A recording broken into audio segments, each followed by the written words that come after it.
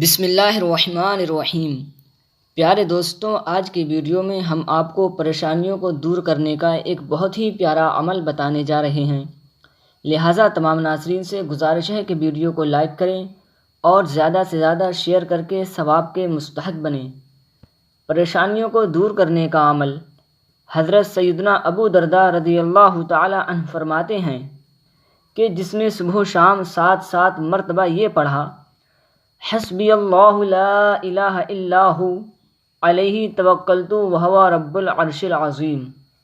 جس کا ترجمہ یہ ہے کہ مجھے اللہ کافی ہے، اس کے سوا کسی کی بندگی نہیں، میں نے اسی پر بھروسہ کیا اور وہ بڑے عرش کا مالک ہے، تو اللہ تبارک و تعالیٰ اس کی تمام پریشانیوں میں کفایت کرے گا، یعنی مدد کرے گا۔ السلام علیکم۔